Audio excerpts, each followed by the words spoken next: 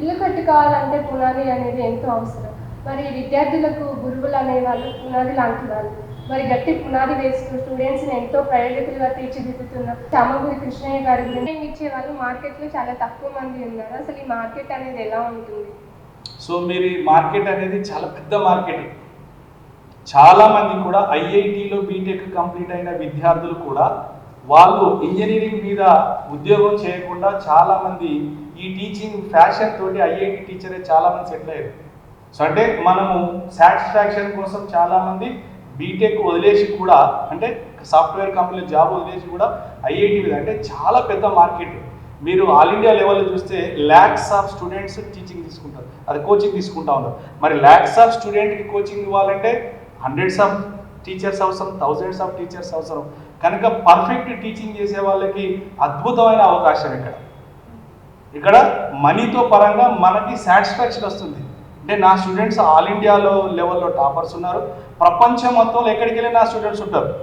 ఇప్పుడు నన్ను కృష్ణ అంటే చామగురి కృష్ణ అంటే గుర్తుపట్టారు చాలామంది తెలియదు. మీరు ఎవరైనా కెమిస్ట్రీ కృష్ణయ్య సార్ అంటే అందరు గుర్తుపడతారు. కెమిస్ట్రీ కృష్ణయ్య సార్ అంటేనే గుర్తు ఎక్కువ. సో నేను పేరెంట్ కూడా చాలామంది అబ్జర్వ్ చేస్తుంటాను. నేను కొన్నిసార్లు ఎదురుగా పోయి మాట్లాడుతున్నప్పుడు పలానా వారికి తెలుసా అంటే Krishnaiah sir, chemistry Krishnaiah sir, Krishnaiah అంటే గుర్తుపడు, కెమిస్ట్రీ కృష్ణయ్య సార్ అంటే ఆ విధంగా నేమ్ వస్తుంది. ఆ సాటిస్ఫాక్షన్ చాలా ఇంపార్టెంట్. సో అలా మెడికల్ స్టూడెంట్స్ కూడా మీరు చాలామంది చూస్తూ ఉంటారు, మెడికల్ సీట్ రావాలంటే చాలా కష్టపడాలనుకుంటారు మీరు. నేను చాలామంది పేరెంట్ కూడా అబ్జర్వ్ చేస్తాను. ఒక అమ్మాయి కానీ అబ్బాయి కానీ మెడికల్ సీట్ రావాలంటే మార్నింగ్ నుండి నైట్ 11, 12 వరకు చదివే వాళ్ళు ఉంటారు. So that is not correct way, అది పద్ధతి కాదు. ఫస్ట్ స్టూడెంట్కి ఏం నేర్పాలి? కాన్సెప్ట్ నేర్పాలి. కాన్సెప్ట్ వచ్చినట్లయితే మీరు నైట్ 10 వరకు చదివే వస్తుంది. సార్ మీరు ఎలా చెప్పగలుగుతారు అంటారు. నా స్టూడెంట్స్ నేను అబ్జర్వ్ చేశాను. 2015లో ఒక అమ్మాయి ఉంది. సో అమ్మాయికి 160కి అవుట్ ఆఫ్ 160కి 154 marks, out of 160 154 marks, direct intermediate తోటి, లాంగ్ టర్మ్ తోటి కూడా కాదు. సో ఆ అమ్మాయి నేను పర్సనల్గా, అంటే ఆ క్లాస్లో 17 మెంబర్స్ ఉండేది, అందులో 11 మెంబర్స్కి ఎంబీబీఎస్ వచ్చింది. వాళ్ళని నేను మార్నింగ్ 7:30 to 10 వరకే క్లాసెస్ ఉండేది, క్లాస్ స్టడీ అవర్స్ కానీ అన్నీ కానీ. అంటే ఆ తర్వాత వాళ్ళు చదివే వాళ్ళు కాదు, అయినా కూడా టాప్ ర్యాంకర్స్. అంటే కాన్సెప్ట్ చెప్పగలిగినప్పుడు ఏదైనా ఈజీ. అంటే అది ఐఐటీ కావచ్చు, ఎంబీబీఎస్ఏ కావచ్చు, రేపు సివిల్సే కావచ్చు, గ్రూప్ 1 వచ్చు.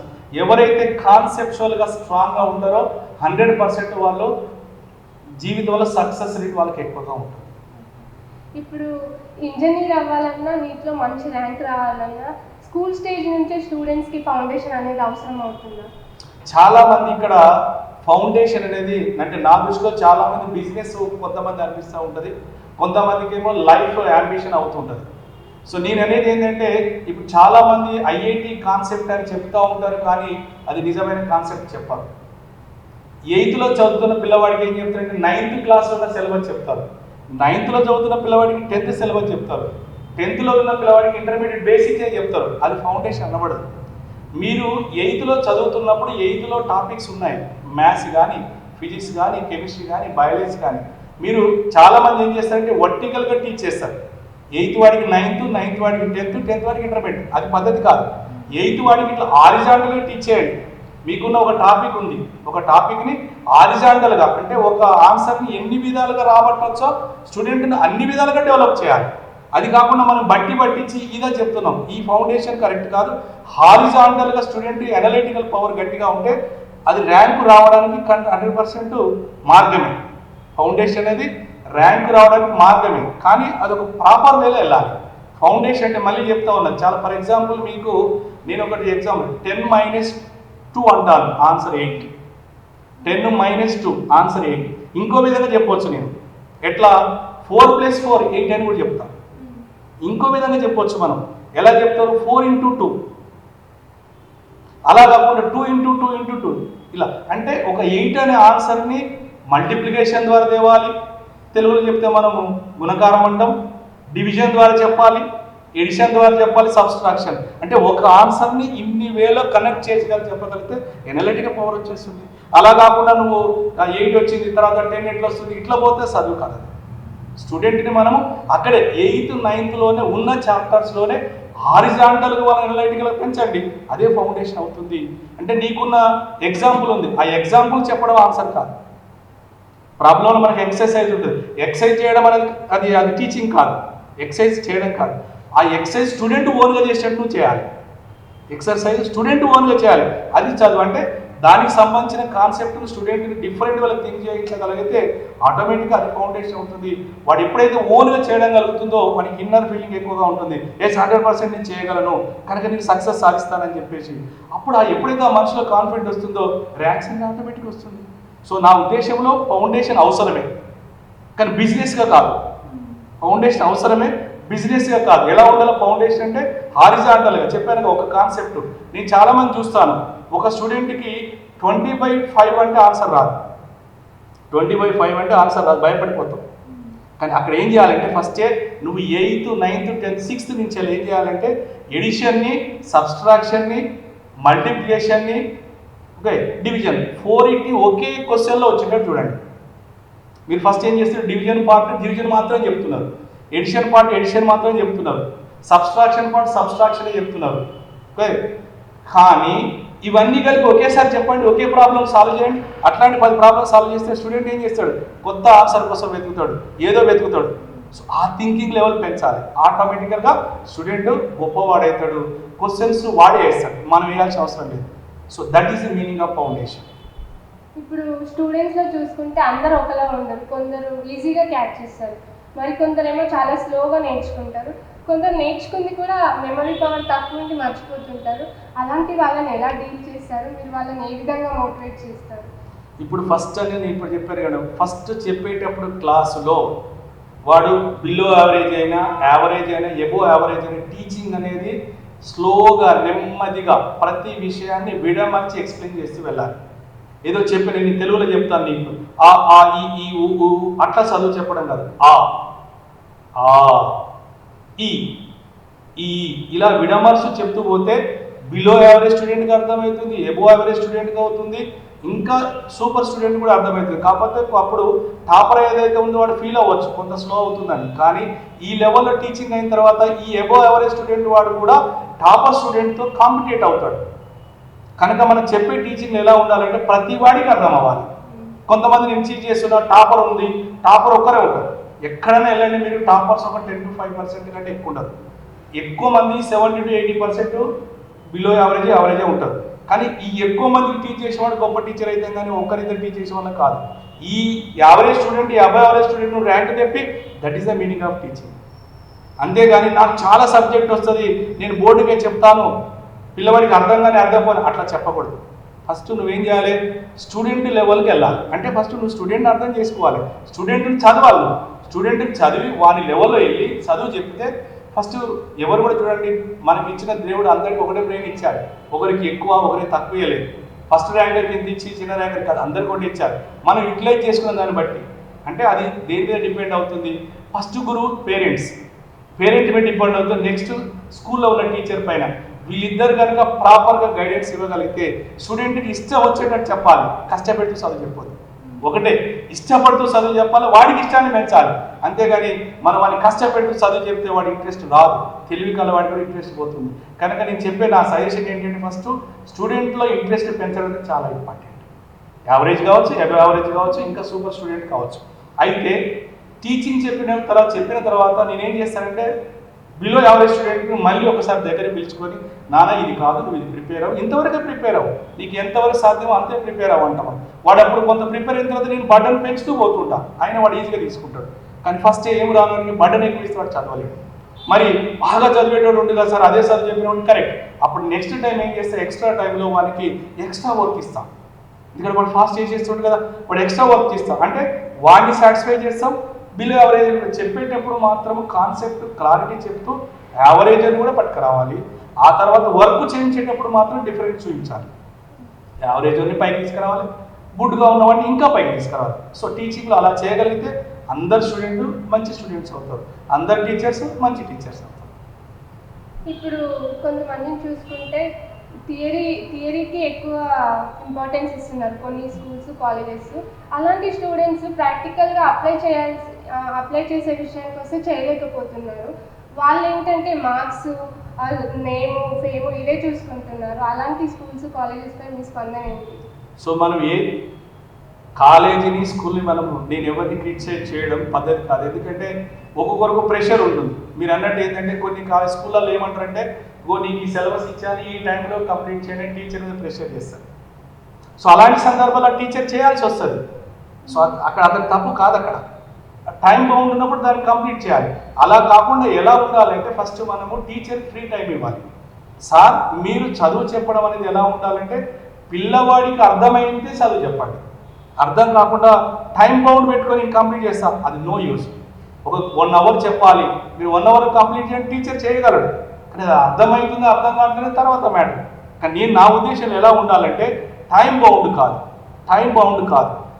స్టూడెంట్కి యావరేజ్ వాడికి ఎబోవ్ యావరేజ్ అర్థమయ్యే విధంగా 1 గంట ఎక్కువని తీసుకొని టీచర్ కొంచెం ఫెసిలిటీ ఇవ్వగలిగితే ఏ టీచర్ అయినా కూడా తపన పడతాడు. ఏమనుకుంటాడు, నా స్టూడెంట్ గొప్పవాడు కావాలి, ఉన్నత స్థానం చేరాలని ప్రతి టీచర్ కోరుకుంటాడు. సో అలాంటి సందర్భాల్లో టీచర్కి ఏమి ఇవ్వాలి, కొంత మనం టైం ఫ్లెక్సిబిలిటీ ఇచ్చేసి సార్ మీరు పిల్లలకు అర్థమయ్యే విధంగా చెప్పండి, నెమ్మదిగా చెప్పండి అని మీరు ఆ ప్రోత్సాహాన్ని మేనేజ్మెంట్ ఇవ్వగలిగితే అన్ని స్కూళ్ళలో టాపర్స్ వస్తారు. మీరు చూడండి, ఇప్పుడు టాప్ ర్యాంకర్స్ అంటే హైదరాబాద్లో ఉన్న ర్యాంకర్స్ కావట్లేదు, విలేజ్లో చదివిన వాళ్ళు కూడా ర్యాంకర్స్ అవుతున్నారు.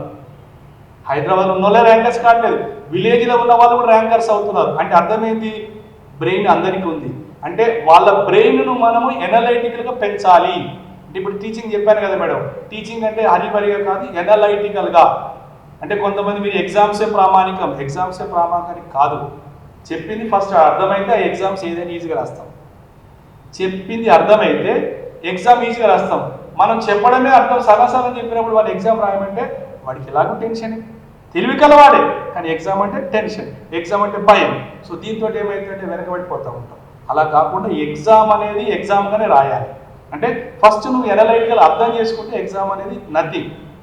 ఎనలైటికల్గా అర్థం చేసుకున్నప్పుడే పేరెంట్ చాలామంది, మీరు అన్నట్టు కొంతమంది పేరెంట్ ఆశ ఎక్కువగా ఉంటుంది. ఇప్పుడు నేను చెప్పాను, నేను చాలామంది చూస్తుంటాను, ఒక 2 పక్కన ఉంటే అంటే కజిన్స్ ఎలా ఉంటే, ఒక అబ్బాయి ఐఐటీలో చదివి అమెరికాకి వెళ్ళిపోతే నెక్స్ట్ పేరెంట్ కూడా ఏం ఆలోచిస్తాడు తెలుసా, ఇప్పుడు అమెరికాకి వెళ్ళి బాగా సంపాదిస్తూ ఉన్నాడు, మరి నా కొడుకు కూడా నా బిడ్డ కూడా ఇట్లా చదివితే బాగుంటుందని ఆ ప్రెషర్ తోటి ఏం చేస్తారు, ఒక పేరు మీరు అన్నట్టు ఒక స్కూల్ ఫౌండేషన్ కానీ అక్కడ తీసుకుపోయి పైసలు ఎంతైనా కట్టడానికి ట్రై చేస్తాం.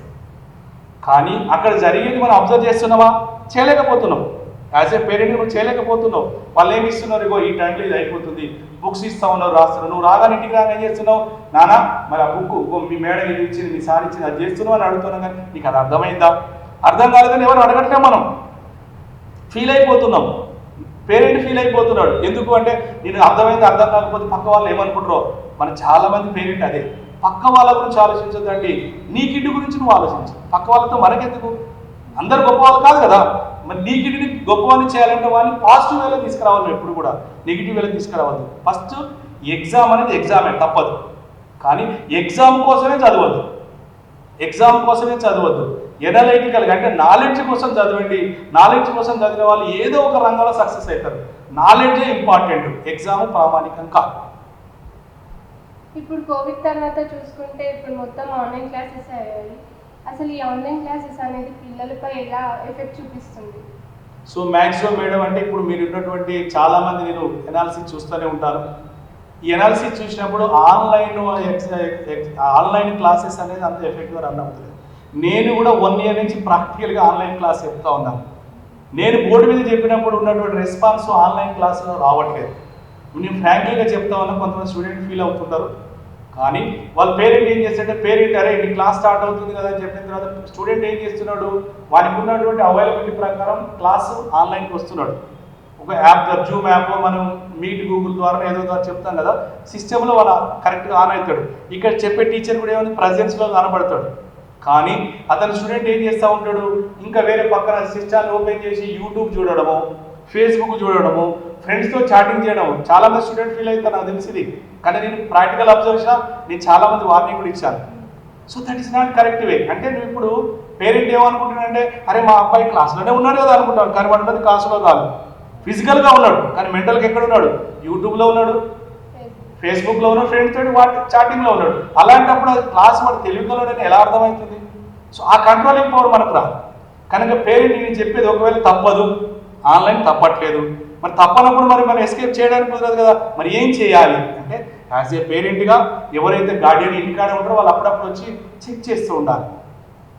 మీరు ఇంటికాడ ఫర్ ఎగ్జాంపుల్ తల్లిగా ఉందనుకో, వంట వండుతున్నాం అనుకో, ఒక్క నిమిషం అబ్బాయి కానీ అమ్మాయి ఏం చేస్తాడు ఒక్కసారి తొంగి చూసి తట్టిపోయినాం అనుకో, అరే మా మమ్మీ వచ్చి చెక్ చేస్తుందన్న భయం అనేది ఉంటుంది.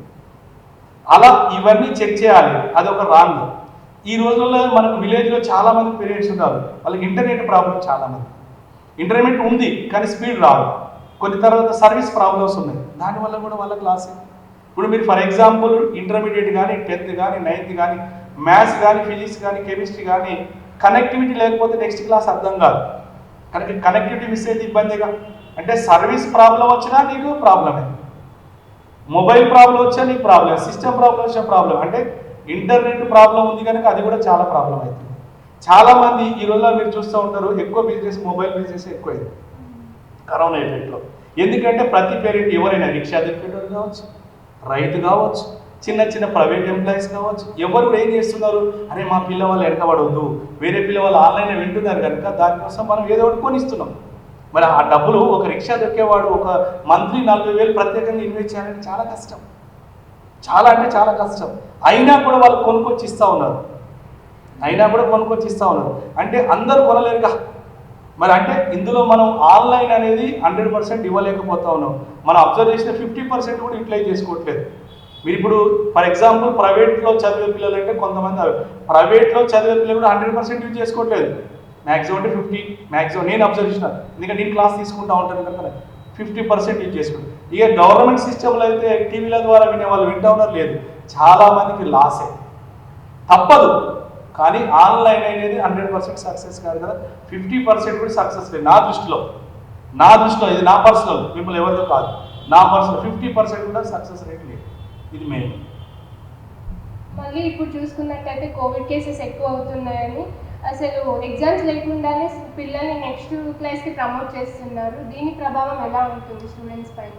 ఎగ్జామ్ లేకుండా వచ్చినప్పుడు ఏమైతుందంటే పిల్లవాడికి ఈజీ అనేది అర్థమైపోదు. నాకు ఎగ్జామ్స్ రావు, నేను చదవాల్సిన అవసరం లేదనే మైండ్లో వచ్చేసింది.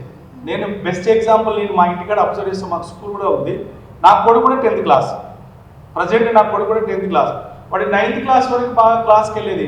వాడు ఆన్లైన్ క్లాస్ స్టార్ట్ అయినా కానీ బెస్ట్ ఎగ్జాంపుల్ చెప్తున్నారు, ఎవరో కాదు, వాడు ఆన్లైన్ క్లాస్ చెప్పినా కానీ మా మిస్సెస్ ఏమో రోజు క్లాస్ వింటున్నావు అని అంటే, మా వాడు వచ్చేసి ఏమంటే, డాడీ ఇయర్ 10th ఎగ్జామ్ ఉంటాయా?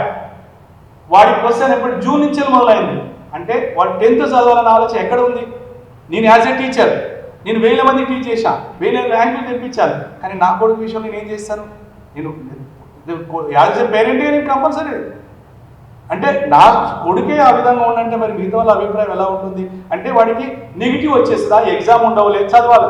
ఎప్పుడైతే మంచి స్టూడెంట్ కూడా చదవాలనకుండా ఈజీ, అంటే వేరే అలవాట్లకు అలవాటు అయ్యింది మళ్ళీ చదువుకోవడం చాలా కష్టం. ఒకసారి డిస్కంటిన్యూస్ చేస్తే కష్టం అవుతుంది. కనుక నా ఉద్దేశం ఏంటి అంటే కంపల్సరీ ఎగ్జామ్స్ పెట్టండి. ఎలా పెట్టాలి? ఇప్పుడు మీరు ఉన్నారు కదా, ఇప్పుడు మనం ఏం చేస్తున్నాం, ఐఐటికి ఆన్లైన్ ఎగ్జామ్ పెడుతున్నాం, నీటికి ఎగ్జామ్ పెడుతున్నాం, 10th క్లాస్లో ఎన్టీఎస్కి ఎగ్జామ్ పెడుతున్నారు. ఆన్లైన్లో మనం ఎగ్జామ్ పెట్టి ఎన్టీఎస్ 10th వారికి కూడా ఎన్టీఎస్ ఎగ్జామ్ పెట్టాం మనం కండక్ట్ చేసి ఆల్ ఇండియా లెవెల్లో. మరి ఆ ఎన్టీఎస్లో ఆబ్జెక్టివ్ క్వశ్చన్స్ ఇచ్చారు కదా, మార్నింగ్ సెషన్ ఇవి 2 పేపర్లు కండక్ట్ చేశారు. అలా కూడా మనం కూడా ఆలోచిస్తే మార్గం ఉంది. మీరు ఎగ్జామ్స్ క్యాన్సిల్ చేయడం వల్ల వాళ్ళకి నెగిటివ్ వస్తుంది తప్ప పాజిటివ్ రావట్లేదు. యాజ్ ఏ పేరెంటే చెప్తారా, టీచరే కాదు, పేరెంట్గా నేను సపరేట్ చెప్తున్నాను. అంటే మీరు ఏం చేయొచ్చు, మార్గం ఉంది. నువ్వు పిల్లవాడిని క్లాస్ రూమ్కే తీసుకురావాల్సిన అవసరం లేదు, యూ కండక్ట్ ఆన్లైన్ ఎగ్జామ్. ఇప్పుడు మనము ఆల్ ఇండియా లెవెల్లో ఐఐటి చేయి 14 లక్షల మందికి రాబోయగలుగుతున్నారు. మరి మన రాష్ట్రాల్లో ప్రతి రాష్ట్రానికి దేనికి సపరేట్ ఉంది. 1 డే కాదు, 2, 3, 4 డేస్లో పెట్టు ఎగ్జామ్, అబ్జెక్టివ్ పెట్టండి. ఎనలిటికల్ నువ్వు ఎగ్జామ్ లాంగ్ ఆన్సర్ రాస్తేనే తెలివి కాదు కదా. అంటే ఇది ఏమైందంటే స్టూడెంట్కి అరే ఎగ్జామ్ అనేది ఉంది, ఒకటి నేను కూడా చదువుకోవాలనే ఆలోచన మనకు ఉంటుంది. దాంతో ఏమైందంటే ఎడ్యుకేషన్ కంటిన్యూషన్లో ఉంటే తర్వాత వాడి ఇంట్రెస్ట్ బట్టి మార్గం వేరే ఉంటుంది. కానీ ఇక్కడ ఏమైతుంది, ఇంట్రెస్ట్ అనేది పోతుంది. ఇంట్రెస్ట్ పోయిన తర్వాత చదువు ఎలా వస్తుంది? కనుక నా ఉద్దేశం లేదంటే మార్గం ఉంది, ఎగ్జామ్స్ రద్దు చేయడం అనే మార్గం కాదు. మీరు అన్నారు క్లాస్ రూమ్కి వస్తే ఇబ్బంది, క్లాస్ రూమ్కి రావాల్సిన అవసరం లేదు, ఆన్లైన్ సిస్టమ్ పెడుతున్నాం. ఇప్పుడు మీరు ఎంసెట్ ఇంటర్మీడియట్ మన తెలంగాణ గవర్నమెంట్ ఉంది, ఎంసెట్ కండక్ట్ చేస్తున్నామా లేదా? ఐపీసీ వాళ్ళకి కండక్ట్ చేస్తున్నాం, ఎంపీసీ వాళ్ళకి కండక్ట్ చేస్తున్నాం. అలానే మరి 10th వాళ్ళకి కూడా ఆన్లైన్లో పెట్టండి, ఆన్లైన్ ద్వారా పెట్టండి. 100 మార్క్స్ ఇవ్వకపోండి, 20 క్వశ్చన్స్ పెట్టండి, 15 క్వశ్చన్స్ పెట్టండి. ఎన్నో క్వశ్చన్స్ పెట్టేసి ఆన్లైన్ ద్వారా కండక్ట్ చేసే ఛాన్సెస్ చాలా ఉన్నాయి. సో అంటే ఎగ్జామ్ ఎస్కేప్ చేయడం అనేది నా దృష్టిలో కొంత నెగిటివ్. ఎందుకంటే టీచర్ని నేను అబ్జర్వ్ చేస్తుంటాను. మీరు ఫర్ ఎగ్జాంపుల్ మీరు చూడండి, మేమేం చేస్తామంటే ఎవ్రీ వీకెండ్కో 15 డేస్కో ఎగ్జామ్ కంపల్సరీ పెడతాం.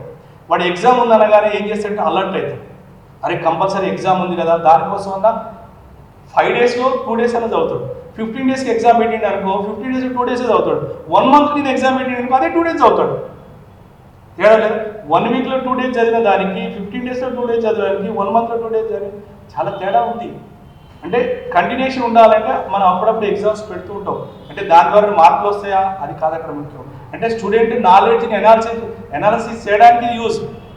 పాస్ అప్ అయిన తర్వాత కదా మీరు కోరుకుంటా ఉన్నారు. ఇప్పుడు ఎందుకంటే మనకి ఎడ్యుకేషన్ మీరు చూడండి, నేను చదివే రోజుల్లో ఓపెన్గా చెప్తా ఉన్నా, డిగ్రీ చదివేటప్పుడు కానీ ఇంటర్మీడియట్ చదివేటప్పుడు నేను క్లాస్కి వెళ్ళి చదవాలంటే కష్టం. అంటే అప్పుడు డబ్బులు రావాలంటే కష్టం. మా ఫాదర్ మదర్ 30 రూపాయల కూలి ఉండేది. నేను చెప్తున్నా ఫ్రాంక్లీగా 30 రూపీస్ పర్ డే కూలీ. 30 రూపీస్ అంత కష్టం ఉంది. ఇప్పుడు ల్యాక్స్ ఇలా due to only education. So ఆ రోజు మీరు చూడండి, నా క్లాస్ వైజ్ నా వయసు నాకు 45 ఏజ్ ఉంది. అప్పుడు చదివిన వాళ్ళకి అడగండి ఎవరైనా, అప్పుడు అంత 3,000 5,000 జీతం. మీరు చూడండి గవర్నమెంట్ 5,000 జీతం అంటే చాలా గొప్ప అనుకున్నాం మనం. కానీ ఇప్పుడు 5,000 జీతం అనేది పర్ డేకి వస్తుంది. అంటే ఇవన్నీ దేనికి కారణము? ఓన్లీ ఎడ్యుకేషన్ ఉండడం వల్లే. అంటే ప్రాపర్ ఎడ్యుకేషన్ ఉన్న వ్యక్తి ఎక్కడైనా బతకగలడు, 10 మందిని పోషించగలడు. కానీ ప్రాపర్ ఎడ్యుకేషన్ లేనివాడు వేరే వాళ్ళ మీద ఎప్పుడు డిపెండ్ అవుతూ ఉండాలి. సో నేను అనేది ఎడ్యుకేషన్ ఇది చాలా ఇంపార్టెంట్. ఎడ్యుకేషన్ మీద అవేర్నెస్ ఉండడం చాలా ఇంపార్టెంట్. కాకపోతే దాన్ని మంచి వేళ తీసుకురండి. నేను మీ మేడం ఇంతకుముందు చెప్పినట్టు ఏమని ఎగ్జామ్స్ ఏమో ప్రామాణికం కాదు, మళ్ళీ చెప్తా ఉన్నాం. మొన్న మన ప్రైమ్ మినిస్టర్ గారు కూడా చెప్పారు, ఎగ్జామ్గా తీసుకోండి, ఫ్రీగా పోయి రాయండి. అలా అంటే ఎప్పుడు మీకు ఫ్రీనెస్ వస్తుంది? కాన్సెప్చువల్గా యు ఆర్ స్ట్రాంగ్. నీకు సబ్జెక్ట్ అర్థమైతే ఎంజాయ్ చేస్తూ రాస్తారు. నేను బెస్ట్ ఎగ్జాంపుల్ చెప్పాను. నా స్టూడెంట్ ఒక అమ్మాయి MBBS. మిగతా స్టూడెంట్ నేను చూస్తే XY కాలేజీలో రాత్రి 12 గంటలు చదివే వాళ్ళు కూడా ఈ అమ్మాయితో అడిగేవాళ్ళు. అమ్మాయినే చెప్పేది, సార్ మా పక్కింటి అమ్మాయి రాత్రి 12 గంటలు చదువుతుంది సార్, అమ్మాయి ఎప్పుడు చూడు టెన్షన్ సార్, నేను 10 వరకు పోతే నాకు ర్యాంక్ వస్తుందా సార్ అన్నారు. నేను అన్నా, నీకు కాన్సెప్ట్ స్ట్రాంగ్ ఉన్నవా లేవా? ఎస్, నువ్వు కాన్సెప్ట్లో స్ట్రాంగ్ ఉన్న వరకు నీకు ర్యాంక్ వస్తుంది. ఆ అమ్మాయి కాన్సెప్ట్ లేదు అంటే ఆమెలో టెన్షన్ ఉంది. ఆమె కూడా కాన్సెప్ట్లో స్ట్రాంగ్ ఉంటే టెన్షన్ ఉండేది కాదు. అంటే నేను అనేది ఇప్పుడు ఫస్ట్ మెయిన్గా సబ్జెక్ట్ అర్థం చేసుకుంటే నీకు ర్యాంక్ వస్తుంది. సబ్జెక్ట్ అర్థం కానప్పుడు ఆ టెన్షన్ తోటి ఎక్కువ గంటలు చదవాల్సి వస్తుంది. కనుక ప్రతి పేరెంట్ కూడా, ప్రతి టీచర్ కూడా, ప్రతి మేనేజ్మెంట్ కూడా ఫస్ట్ ఏం చేయాలంటే అర్థమయ్యే వేళ చదువు చెప్పాలి. మీరు అన్న థియరీ ప్రాక్టికల్ బోర్డు మీద కూడా మనం ప్రాక్టికల్గా చేయించవచ్చు. బోర్డు మీద కూడా నెంబర్ ఆఫ్ వేలు ఎక్స్ప్లెయిన్ చేయగలిగితే వాడికి అన్నీ అర్థమవుతాయి. కొన్ని మనం ప్రాక్టికల్ చూపించాల్సి ఉంటుంది ఇంటర్మీడియట్ లెవెల్. కానీ నవ్వేడేస్ ఎడ్యుకేషన్ పరంగా మీరు అన్నట్టు ర్యాంకుల కోసమే టీచ్ చేయాల్సి వస్తుంది. ఓపెన్ చెప్తా ఉన్నాను, నేను చెప్పకూడదు కానీ చెప్తున్నాం. ర్యాంకుల కోసం టీచ్ చేయాల్సి వస్తే ప్రాక్టికల్ తక్కువ అవుతున్నాయి. మీరు అన్నట్టు ఆ ప్రాక్టికల్ మెథడ్లో ఇంకా ఎక్కువ అప్రోచ్ అవ్వగలిగితే వాళ్ళకు ఐఐటికి వెళ్ళినా MBBS వెళ్ళినా ఫ్రస్ట్రేషన్ తక్కువగా ఉంటుంది. సో మీరు కాన్సెప్టే ఇంపార్టెంట్, మెయిన్ కాన్సెప్ట్. ఇప్పుడు స్కూల్స్ ఆన్లైన్ క్లాసెస్ అనేవి ప్రొవైడ్ చేయలేకపోతున్నాయి. కొంతమంది టీచర్స్కి చూసుకుంటే పని కూడా ఉండట్లేదు. అలాంటి వాళ్ళకి మీ స్పందన ఏంటి అలాంటి వాళ్ళ గురించి? సో ఇప్పుడు కోవిడ్ వల్ల మెయిన్గా ఎఫెక్ట్ అయిందంటే ఎడ్యుకేషన్ సిస్టమ్. ఎడ్యుకేషన్లో స్టూడెంట్ ఎఫెక్ట్ అవుతున్నారు, మెయిన్గా టీచర్స్ ఎఫెక్ట్ అవుతున్నారు. తర్వాత మీరు కొన్ని స్కూల్స్ ఉన్నాయి, కొన్ని కాలేజీలు ఉన్నాయి. కార్పొరేట్ కాలేజీల ఉద్దేశం వదిలేసి రెగ్యులర్గా నార్మల్ చిన్న కాలేజీలు, ఇండివిజువల్ బ్రాంచెస్ ఉన్నటువంటి మేనేజ్మెంట్ ఇబ్బంది పడుతుంది, స్టాఫ్ కూడా ఇబ్బంది పడుతుంది. కానీ కొంతమంది తీసేస్తున్నారు అంటున్నారు. కానీ చాలా చిన్న స్కూల్లో నేను అబ్జర్వ్ చేస్తూ ఉన్నాను. అప్పుడు ఒక 15,000 ఇచ్చేవాళ్ళు, ఇప్పుడు 5,000 6,000 ఇచ్చి కూడా వాళ్ళని ఏదో విధంగా ఎంగేజ్ చేస్తున్నాం. ఏదో విధంగా చిన్న స్కూల్ నేను చాలా అబ్జర్వ్ చేశాను. మీరు అంటే ఎందుకంటే పక్క కార్పొరేట్ స్కూల్లో, కార్పొరేట్ కాలేజో ఆన్లైన్ చెప్పినప్పుడు వాళ్ళు ఫీజులు వసూలు చేస్తున్నప్పుడు ఇక్కడ పేరెంట్ కూడా అడుగుతారు కదా, వీళ్ళ దగ్గర నామినల్ ఫీజు తీసుకొని కూడా ఇక్కడ టీచర్స్ అంటే వాళ్ళు ఏం ఫీల్ అవుతారంటే ఉద్యోగమే ముఖ్యం కాదు, నా స్టూడెంట్ బాగా పక్క స్కూల్ పిల్లవాడు బాగా అవుతున్నాం, నా స్టూడెంట్ వెనకబడద్దు. టీచర్ ఆ ఎఫెక్ట్ తోటి ఎంత జీతం వచ్చినా చాలా మంది చిన్న స్కూల్ నేను చూస్తూ ఉన్నా, వాళ్ళకి వచ్చిందంటే అందరూ అండర్స్టాండింగ్ తోటి తీసుకుంటా ఉన్నారు. కానీ అప్పుడున్నంత హ్యాపీగా ఇప్పుడైతే లేరు, 100%గా హ్యాపీగా లేరు. చాలా ఫ్యామిలీలు చిరిగిపోతూ ఉన్నాయి. ఇప్పుడు నేను నా కాలేజ్ ఉంది, మీరు చాలామంది మీకు గొప్ప చెప్తున్నాను, రియల్ మీరు అడగండి, మా స్టాఫ్ను అడగండి. మేము అప్పుడు ఫస్ట్లో ఇచ్చినంత జీతం ఇవ్వకపోయినా కానీ మేము ఒక 80% జీతాలు ఇస్తూ మేము ఎవ్రీ మంత్ టిల్ డేట్ వరకు కూడా మేము జీతాలు పే చేశాం. సో నేను చెప్పాను, మనకు వచ్చేదంటే చూసుకుందాం, పిల్లలు ఇచ్చే చదువు చెప్దాం, పేరెంట్ ఇస్తాడు. మా పేరెంట్స్ కూడా నేను చదువు చెప్పిన తర్వాత మా పేరెంట్స్ కూడా హెల్ప్ చేస్తూ ఉన్నారు. ఆ పేరెంట్ కూడా ప్రాపర్గా ఉన్నాడు కనుక నేను స్టాఫ్కి మనకున్నటువంటి మేనేజ్మెంట్ కావాల్సినటువంటి ఈ యొక్క ఇన్ఫ్రాస్ట్రక్చర్ కావాల్సినటువంటి ఖర్చు నాకు వెళ్తూ ఉంది. అంటే నేను ఏంటంటే చాలామంది సఫర్ అయ్యారు, కానీ యాజ్ ఏ మేనేజ్మెంట్గా కంపల్సరీ జీతం జీరో చేయడం తప్పు, ఓపెన్ 100% రాంగ్. అది వాళ్ళని ఏ విధంగా చేయాలి, వాళ్ళను వర్క్ తీసుకో, అంత కాకపోయినా కొంత జీతం అయితే కంపల్సరీ ఇవ్వాలి, మినిమం. వాళ్ళు ఎందుకంటే బతకాలి కదా, కోవిడ్లో ఇంపార్టెంట్ సంపాదన ముఖ్యం కదా, బతకడం ఇంపార్టెంట్. ఆ బతకడం అంటే కొంత అవసరం, దానికోసం అయితే ప్రతి ఒక్కరు మేనేజ్మెంట్ ప్రొవైడ్ చేయాలి. నా ఉద్దేశం అయితే అది, ప్రతి ఒక్కరు కూడా ప్రొవైడ్ చేయాలి. తీసేయడం అనేది ప్రామాణికం కాదు. Don't remove the staff remove చేయొద్దు. కాకపోతే చెప్పండి, ఒకటి ₹1,00,000 ఇస్తున్నాం, ఒకటి 10,000 ఇస్తున్నాం, ఈ 1,00,000 ఇచ్చేవాడికి చెప్పండి, నాన్న మిగతా వాళ్ళు కూడా మీ దోస్తులే, మిగతా వాళ్ళు కూడా మీ తోటి సహోద్యోగులే కదా, కనుక మీరు కొంచెం తక్కువ తీసుకోండి, మిగతా వాళ్ళకి 10,000 ఇద్దాం, ఈ 15,000 ఇద్దాం, వాడు బతుకుతాడు కదా. ఆ తర్వాత నీకు వచ్చిన తర్వాత చెప్పండి, మీకు ఇక్కడ ఎక్కువ ఇచ్చాను, మీరు ఏం లేకుండా మీకు జీతం ఇచ్చాను, మీకు ఇప్పుడు ఎక్కువ ఇయ్యను, వాళ్ళకి ఎక్కువ ఇస్తాం అని దాన్ని మెయింటైన్ చేసుకుంటూ పోవాలి. కానీ అసలే జీతం ఇవ్వకపోతే ఎలా అండి? నాకు ₹1,00,000 వస్తున్నాయి, నేను జీతం ఉంటాను, నేను ఏం చేస్తాను? ఇల్లు కోసం లోన్ పెట్టుకుంటా, కారు కోసం లోన్ పెట్టుకుంటా, చాలా ఉంటాయి. నాకు 1,00,000 వస్తుందని అయినా కానీ దాచుకోను. మరి నాకు ఇప్పుడు జీతం రాకపోతే నా పరిస్థితి ఏంటి? 10,000 వారికంటే హీన స్థితే అనుకోవచ్చు. అప్పుడు 1,00,000 వచ్చింది గొప్ప, ఇప్పుడు ఏం కాదు అక్కడ. కనుక అందరు బతకాలన్నప్పుడు ప్రతి మేనేజ్మెంట్ కూడా సపోర్ట్ కంపల్సరీ వాళ్ళకి ఇవ్వాలి. నా ఉద్దేశంలో గవర్నమెంట్ కూడా కొంత సపోర్ట్ ఇస్తే బెటర్. ఎలా అంటారు? మీరు అంటారు గవర్నమెంట్ ఎలా జీతం ఇవ్వాలా? కాదు, మీరు మాకు ఇచ్చేటువంటి ఇప్పుడు రెంట్లు ఉన్నాయి, ఆ రెంట్లు lakhs ఆఫ్ రూపాయలు, ఆ రెంట్లు బంద్ చేయించండి. వాళ్ళు ఇట్లా బంద్ చేయరు, ఆ మేనేజ్మెంట్ బంద్ చేయరు. ఏమని చేయాలి మీరు? మాకు ఏది ట్యాక్స్ ఏదైతే ట్యాక్స్ తగ్గియండి, కొంత సేవ్ అవుతాం. కరెంటు బిల్లులు ఉన్నాయి, ఇక్కడ ఏంటి మనకు కమర్షియల్ కరెంటు బిల్లు, దాన్ని హౌసింగ్ కరెంటు బిల్లు చేయండి. అలా ప్రతి నెల మాకు మిగిలితే ఆ పైసలు మేము ఏం చేయవచ్చు? మీరు 2,000 10,000 ఇవ్వచ్చు, కానీ మేము ఏం చేస్తాం? మనిషికి 10,000 ఇవ్వగలం. మాకు ఏదైతే ఈ రెంట్లు ఈ ట్యాక్స్లు తగ్గించేసి ఇవన్నీ తగ్గిస్తే మేము వచ్చి ఆ డబ్బులతోటి మా దగ్గర ఎందుకంటే ఉండే లిమిటెడ్ ఎంప్లాయీస్ వాళ్ళకి మనిషికి 10,000 ఇవ్వగలం ఎక్స్ట్రాగా. సో అది ప్రొవైడ్ చేయవచ్చు మీరు. అట్లాంటప్పుడు మీరు సహాయం చేస్తే మేము కూడా 100% ఏ మేనేజ్మెంట్ కూడా తీసేయాలి, డబ్బులు సంపాదించుకోవాలి ప్రతి ఒక్కరు ఉండొద్దు, కొంతమంది ఉంటారు. ఫర్ ఎగ్జాంపుల్ మీరు అడిగారు, నేను ప్రత్యేకంగా నేను సర్వీస్ మోటో మీకు నా స్టూడెంట్ మీరు అడిగంటే చాలామంది చెప్తారు. నేను ఇండివిజువల్ కోచింగ్ సెంటర్ ఉండేది, నా కోచింగ్ సెంటర్లో నేను నా జీతం చేస్తూ కోచింగ్ సెంటర్ రెంట్ కట్టేవాడిని, కోచింగ్ సెంటర్ చెప్పి టీచర్ జీతాలు ఇచ్చేవాడిని. కానీ ఒక్కొక్క స్టూడెంట్ వస్తాడు, ఒకరు ఎస్సీ కావచ్చు, ఒకరు ఎస్టీ కావచ్చు, ఒకరు బీసీ కావచ్చు, ఓసీ కావచ్చు, కొంతమంది అనాథ పిల్లలు వచ్చి, సార్ నా ఫాదర్ లేడు, మా మదర్ లేదు, ఏంటిరా మరి నువ్వు ఎంత కడతావు? వాడు 10,000 కడతాను అనుకో, వాడు 2,000 కట్టని చదువు చెప్పిన, 2,000 కట్టని నేను టీచింగ్ చేసి ఎంఎస్సీ కెమిస్ట్రీ కోచింగ్. మీకు చాలామంది ఉంటారు, నాకు థౌజండ్స్ ఆఫ్ పీపుల్ ఉంటుంది. వాళ్ళు నాకు ఈరోజు నాకున్న గొప్పతనం అది, ఎక్కడ పోయినా కెమిస్ట్రీ కృషి అనడానికి కారణం అది.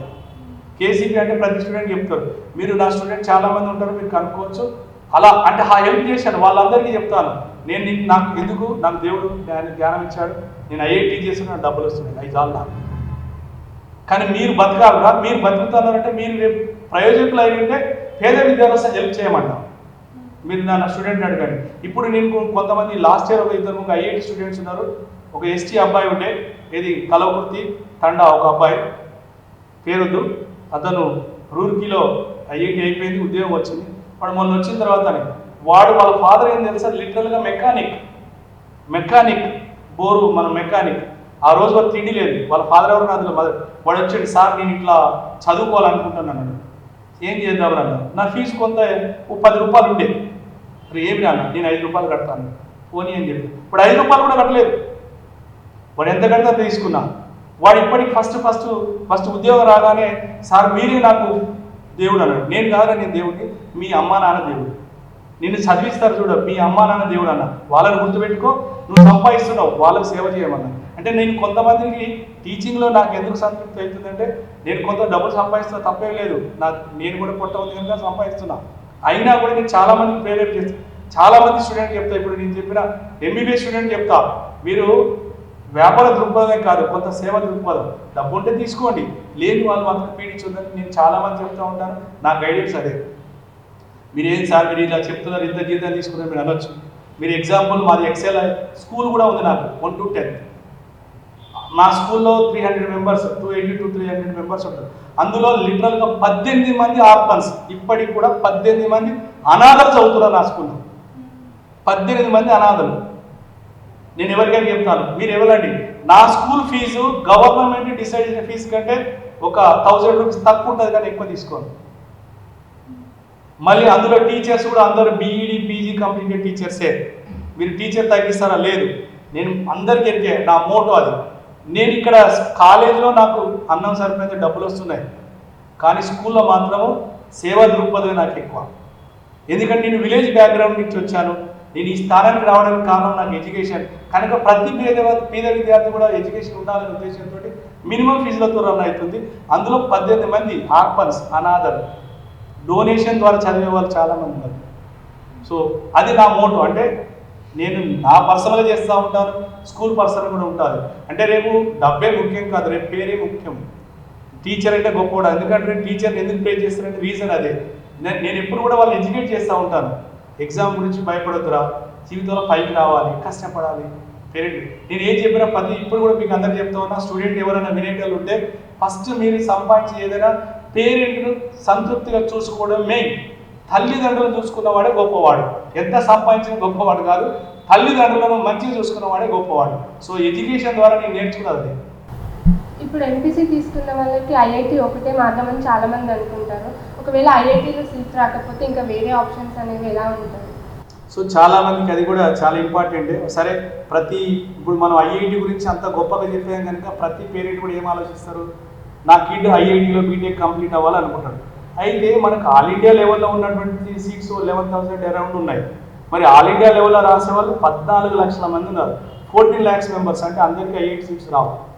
సో అయినంత మాత్రాన, ఐఐటి రాకపోయినంత మాత్రాన నీ జీవితం పోలేదు. ఇంకా చాలా ఉంది, అద్భుతమైన జీవితం ఉంది, ఆనందమైన జీవితం ఉంది. సో నీకు ఐఐటి రాకపోతే నెక్స్ట్ ఏముంది, ఎన్ఐటిలో సీట్స్ ఉన్నాయి మనకి, 888 సీట్స్ ఉన్నాయి మనకి, 30,000 దాకా అక్కడ ఉన్నాయి. అంటే నువ్వు ఐఐటి రాకపోయినా కూడా నేషనల్ వైజ్గా ఉన్నటువంటి ఎన్ఐటీలో కావచ్చు, 888 కావచ్చు, డీమ్డ్ యూనివర్సిటీస్లో కూడా ఉన్నాయి. ఇది కాకుండా మీరు చూస్తూ ఉంటారు bits, Birla institute of technology మనకి హైదరాబాద్లో ఫేమస్. బిట్స్ మనకి హైదరాబాద్ సెంటర్లో కూడా రీసెర్చ్ సెంటర్ మనది, గొప్ప సెంటర్. అంటే ఐఐటి రాకపోయినంత మాత్రం ఎవ్వరు కూడా డిప్రెషన్ గురి కావద్దు, ఎవ్వరు కూడా బాధపడవద్దు. మీరు మళ్ళీ వేరే మార్గంలో ఇంజనీరింగ్ చేయవచ్చు. మీరు NIT, IIT, IIIT, deemed university, bits కూడా రాకపోయినా లోకల్ ఇంజనీరింగ్ కాలేజీలు కూడా ఉన్నాయి. సో మీరు ఫస్ట్ మీ ఎడ్యుకేషన్ కంప్లీట్ చేయండి. లోకల్లో కూడా అయిపోయినా కూడా మళ్ళీ మీరు ఐఐటికి వెళ్ళవచ్చు. అదేంటి సార్ నాకు ఐఐటి మిస్ అయింది మళ్ళీ అంటే ఉంది. బీటెక్ ద్వారా మళ్ళీ బీటెక్ అయిపోయిన గేట్ ద్వారా మళ్ళీ నువ్వు ఐఐటికి రావచ్చు. అంటే నీ కోరికను ఆ విధంగా కూడా కంప్లీట్ చేసుకోవచ్చు. సో నా ఉద్దేశం, మీరు ఐఐటి ఒకటే ప్రామాణికం కాదు, ఐఐటి రాకపోయినంత మాత్రాన బాధపడకూడదు. వేరే మార్గాలు ఉన్నాయి కనుక పేరెంట్ కూడా ఆ విధంగా ప్రోత్సహించాలి, టీచర్ కూడా దాన్ని కూడా ఎడ్యుకేట్ చేయాలి. సో ఇది రాకపోతే నెక్స్ట్ ఏంటి అన్నప్పుడు ఇవన్నీ ఉన్నాయి నాన్న, నువ్వెవరు బాధపడకూడదు. ఇక్కడ నీకు ఇంకొక అవకాశం ఉంది, మళ్ళీ ఐఐటికి వెళ్ళొచ్చు. అది కాకుండా మళ్ళీ బీటెక్ రాలేదనుకోండి, నార్మల్ కోర్సెస్, డిగ్రీ కోర్సెస్ ఉన్నాయి, డిగ్రీ కోర్సెస్, సైన్స్ కోర్సెస్ ఉన్నాయి.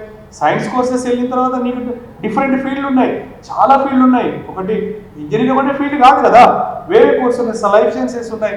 ఇప్పుడు నవే డేస్ మీరు బెస్ట్ ఎగ్జాంపుల్ కరోనా జరుగుతూ ఉంది. కరోనా జరిగితే మరి బీటెక్ వాళ్ళతో జరగకపోవచ్చు కదా. అప్పుడు లైఫ్ సైన్స్ చాలా ఇంపార్టెంట్ ఉంది, మైక్రోబాలజీ స్టూడెంట్ ఉంది, జెనెటిక్ స్టూడెంట్స్ ఉన్నారు, వైరాలజీ, వైరస్ అంటే దీని మీద రీసెర్చ్ చేసే స్టూడెంట్ చాలా మంది అవసరం. రీసెర్చ్ చాలా అవసరం, మీరు చాలా ఇది అబ్జర్వ్ చేయట్లేదు. అంటే దీని సాటిస్ఫాక్షన్ చాలా మంది సైన్స్ ద్వారా రీసెర్చ్ చేసి గొప్ప గొప్ప నోబెల్ ప్రైజ్లు ఎందుకు ఇస్తున్నాం, వాళ్ళు కోట్లు ఇవ్వట్లేదు, ప్రైజ్ ఇస్తున్నాం. ఆ నోబెల్ ప్రైజ్ కోసము జీవితాన్ని సాక్రిఫైస్ చేస్తున్నారు. అంటే బీటెక్ ఒక మార్గం జీవితంలో జీవించడం, అది రాలేదు అంటే జీవితం అక్కడ ఆగిపోవట్లేదు, ఇంకా ఉంది, నీకు చాలా అద్భుతమైన జీవితం ఉంది. ఇటువైపు రా, రీసెర్చ్ వైపు రా, ఫిజిక్స్ మీద రీసెర్చ్ చేయి, కెమిస్ట్రీ మీద రీసెర్చ్ చేయి, మ్యాథ్స్ మీద రీసెర్చ్ చేయి, బాటనీ జువాలజీ మీద రీసెర్చ్ చేయి, వీటి మీద రీసెర్చ్ చేసి నీకు అనుకున్నటువంటి గోల్ ఆ విధంగా కూడా రీచ్ అవుతుంది. సో స్టూడెంట్స్ అందరూ కూడా గుర్తుపెట్టుకోండి, ఐఐటి రాకపోయినంత మాత్రం జీవితం పోదు కనుక ఆ మార్గం ఒకటే కాదు, పేరెంట్ కూడా వేరే మార్గాన్ని కూడా ఉంది అని చెప్పండి, పాజిటివ్గా జీవితాన్ని లీడ్ చేయండి. ఇప్పుడు బీటెక్లో ఎక్కువ మంది చూసుకుంటే కంప్యూటర్ సైన్స్ ప్రిఫర్ చేస్తారు, లేకపోతే మెకానికల్ సైడ్ వెళ్తుంటారు. మరి సివిల్స్ తీసుకున్న వారికి ఫ్యూచర్ ఎలా ఉంటుంది? సో మనకి బీటెక్లో డిఫరెంట్ కోర్సెస్ ఉంటాయి. మనకి కంప్యూటర్ సైన్స్ అని, ఎలక్ట్రానిక్స్ అని, మెకానికల్ అని, మెటలర్జీ అని చెప్పేసి, సివిల్ అంటే సివిల్ డిపార్ట్మెంట్, అంటే మీరు మరి కన్స్ట్రక్షన్ ఏరియా అనుకుంటాం. డ్యామ్స్ కన్స్ట్రక్ట్ చేయాలన్నా, బిల్డింగ్ కన్స్ట్రక్ట్ చేయాలన్నా, ఇవన్నీ చాలామంది ఉద్దేశం ఏంటంటే కంప్యూటర్ సైన్స్ చదివితేనే ఉద్యోగం కాదు. మీరు ఏ కోర్స్ చేసినా బీటెక్లో మళ్ళీ మీరు ఐఐటీలో ఎంట్రన్స్ గేట్ ద్వారా అక్కడ కూడా మీకు కంప్యూటర్ సైన్స్ వచ్చే ఆస్కారం ఉంది. ఒకవేళ కంప్యూటర్ సైన్స్ రాలేదు, అక్కడ మీరు ఐఐటీలో కాదు, ఎన్ఐటీలోనే, ట్రిపుల్ యూనివర్సిటీ, ట్రిపుల్ ఐటీలోనే, లేకపోతే సెంట్రల్ యూనివర్సిటీలోనే, లోకల్లో కూడా మీరు సివిల్ చేసేది అనుకోండి, దానికి కూడా భవిష్యత్తు ఉంటుంది. నాలెడ్జ్, నేను అదే చెప్పింది, ఫస్ట్ నాలెడ్జ్ అనేది ఇంపార్టెంట్. హార్డ్ వర్క్, డిసిప్లిన్గా ఎవరైతే సబ్జెక్ట్ నేర్చుకుంటారో 100% వాళ్ళ జీవితంలో వాళ్ళ గోల్ రీచ్ అవుతుంటారు. సో కంప్యూటర్ సైన్స్ మీరు అన్నట్టు ఐఐటి వాడికి 2 కోట్లు వస్తుంది, కాకపోతే నీకు 2 కోట్లు రాకపోవచ్చు, కానీ నీవు జీవితంలో సంతోషంగా ఉండే విధంగా నీకు కంపల్సరీ నీ జీవితానికి సరిపడేటువంటి ఆపర్చునిటీ 100% ఉంటుంది. సో కంప్యూటర్ సైన్స్ రాపోయినంత మాత్రాన, సివిల్స్ వచ్చినంత మాత్రాన బాధపడాల్సిన అవసరం లేదు. అది కూడా కోసే, అది కూడా హ్యాపీగా ఉండొచ్చు. అంటే మన మనిషిని మార్చుకునే విధానాన్ని బట్టి ఉంటుంది. ఇది తక్కువ అనుకుంటే తక్కువ, ఇది ఎక్కువ అనుకుంటే ఎక్కువ. నువ్వు అది చేసిన తర్వాత అదే గొప్ప అనుకో, 100% సక్సెస్ అవుతుంటావు. ఇప్పుడు చేసేటువంటి సివిల్ చేసిన వాళ్ళు చాలా మంది ఉన్నారు. సివిల్ చేసిన తర్వాత నువ్వు వేరే మార్గాన్ని ఎంచుకుంటావు, బిజినెస్ మార్గాన్ని ఎంచుకుంటావు, కానీ నీకు ఆ నాలెడ్జ్ చాలా యూజ్ అవుతుంది నీ బిజినెస్లో. అదే ఉద్యోగం చేయకపోవచ్చు, నీకు బిజినెస్లో చాలా యూజ్ అవుతుంది. అదే నువ్వు బ్యాక్గ్రౌండ్ ఉంది, నువ్వు రేపు గ్రూప్ 1 ఆఫీసర్ అవ్వచ్చు, రేపు నీకు ఇంకేముంది, మనకి సివిల్స్లో ఆపర్చునిటీస్ ఉన్నాయి. నీకు లైఫ్ క్లోజ్ అయింది అని అనుకోవద్దు, చాలా లైఫ్ ఉంది కనుక అది కూడా ఇంపార్టెంటే. కంప్యూటర్ సైన్స్ ఇంపార్టెంట్ అనుకోవద్దు, ప్రతి సబ్జెక్ట్ దేనికి కాదు ఇంపార్టెన్సే. ఇప్పుడు కంప్యూటర్ సైన్స్ మెకానికల్ చేయాలి కదా, మనకు వెహికల్స్ ఉన్నాయి, వాహనాలు ఉన్నాయి, ఎయిర్ క్రాఫ్ట్ ఇవన్నీ ఉన్నాయి, మరి అవన్నీ చేయాలంటే కంప్యూటర్ సైన్స్ వల్ల చేయరు కదా. కనుక ఎవరి డిపార్ట్మెంట్ వాళ్ళకే గొప్పది. అంటే నేను చెప్పేది, పనిలో ఏం వెతుక్కోవాలి, దేవుణ్ణి వర్షిప్ అంటాం కదా, దేవుణ్ణి వెతుక్కోవాలి. అంటే నేను చేసే పని గొప్పదని వెతుక్కుంటే నువ్వు 100% సక్సెస్ అవుతావు. నేను చేసే నువ్వే కించపరచుకుంటే నువ్వే బాధపడతావు. కనుక వర్క్ను ఎవరు కూడా కించపరచకుండా నువ్వు చేసే పని ఏ చిన్న పని అయినా అది గొప్పదని చేసుకో, 100% గొప్ప వ్యక్తి అవుతావు. మనం ఇప్పుడు ప్రస్తుతం ఉన్న ఎడ్యుకేషన్ సిస్టమ్ పైన అండ్ ఈ జనరేషన్కి మీరిచ్చే ఒక టీచర్గా మీరు ఇచ్చే సజెషన్ మళ్ళీ అడుగుతాను. ప్రస్తుతం ఉన్న ఎడ్యుకేషన్ సిస్టమ్ పైన అండ్ ఈ జనరేషన్ స్టూడెంట్స్కి ఒక టీచర్గా మీరు ఇచ్చే సజెషన్స్ ఏంటి? సో ఒకటే మేడం, ఎడ్యుకేషన్ సిస్టాన్ని మనము చెప్పేంత అనాలిసిస్ ఇప్పుడు ఎవరికి అందుపట్టడం లేదు. ఎందుకంటే నేను చూస్తూ ఉన్నా, మరి ఇప్పుడు ఐఐటీలో చెప్పిన కోర్స్ ఆఫ్ రూపీస్ వస్తున్నాయి, ఐఐటి చదవని వానికి కూడా course of rupees. For example మీరు ఫేస్బుక్ చూస్తూ ఉన్నారు, ఫేస్బుక్ చేసిన వాడిని మరి ఏం చేసిండని మాట్లాడుకున్న విషయాన్ని ఫేస్బుక్లో పెట్టాడు. ఇప్పుడు ప్రపంచంలో కుబేరులో ఒక వ్యక్తి అయిపోయాడు, కుబేరులో వ్యక్తి. కనుక ఫస్ట్ ఎడ్యుకేషన్ సిస్టమ్ అంటే ఎగ్జామ్సే కాదు, పాసు కాదు. ఎడ్యుకేషన్ అంటే నాలెడ్జ్. ఫస్ట్ అది ప్రతి ఒక్కరు గమనించాల్సింది ఏంటంటే విద్య అంటే నాలెడ్జ్. నాలెడ్జ్ని సంపాదించుకో, నీకు ఏ వేళ కావాలంటే ఆ వేళ యూటిలైజ్ చేసుకో. అంతేగాని నేను గొప్ప ఫస్ట్ ర్యాంక్ వచ్చింది 10th లో, ఇంటర్మీడియట్ ఫస్ట్ ర్యాంక్ వచ్చింది, ఆ ఐఐటీలో ఫస్ట్ ర్యాంక్ వచ్చింది, నువ్వే ఉద్యోగానికి 10 మందిలోకి వెళ్ళి కలవలేని దిశలో ఉన్నావు, కమ్యూనికేట్ చేయలేని దశలో ఉన్నావు, అందరిని ఒప్పేయలేని దశలో ఉంటావు. నువ్వేమని ఫీల్ అవుతావు? నేను ఒంటరినే అని ఫీల్ అవుతావు. అంటే నువ్వు అన్నింటిలో ర్యాంక్ వచ్చింది కదా, నువ్వు ఒంటరినే ఫీల్ అవుతున్నావు కదా. కానీ అలా కాకుండా నువ్వేం చేస్తావు? నాలెడ్జ్ సంపాదించి మనుషులను చదువు, మనుషులను చదువు, నువ్వు గొప్ప వ్యక్తివి అవుతావు. సో నేను అనేది ఎడ్యుకేషన్ అనేది నేను చెప్పి గొప్ప వ్యక్తిని చేయాలి అంటే అందరిని అర్థం చేసుకోవాలనేది నా ఉద్దేశం. యాజ్ ఏ టీచర్గా ఎగ్జామ్ కోసమే చదువు కాదు, ఎగ్జామ్ కోసమే క్లాసులు కాదు, మనిషిని అర్థం చేసుకోవడం అనేది ఎడ్యుకేషన్. సో నేను అనేది మనిషిగా అర్థం చేసుకునే ఎడ్యుకేషన్ కావాలి అంటారు. థ్యాంక్ యూ సార్, మీ విలువైన సమయాన్ని మాకు అందించినందుకు. ఇల్లు కట్టుకోవడానికి పునాది అనేది ఎంత అవసరమో విద్యార్థి దశకి గురువు అనేవారు అంత కీలకం. అలాంటి స్టూడెంట్స్కి గట్టి పునాది వేస్తూ స్టూడెంట్స్ని ఎంతో ప్రయోజకులుగా తీర్చిదిద్దుతున్న మన గురువు గారు కెమిస్ట్రీ కృష్ణయ్య గారి గురించి తెలుసుకున్నాం కదా. ఇది ఇవాళ ఎపిసోడ్. మరో గెస్ట్తో మళ్ళీ కలుద్దాం.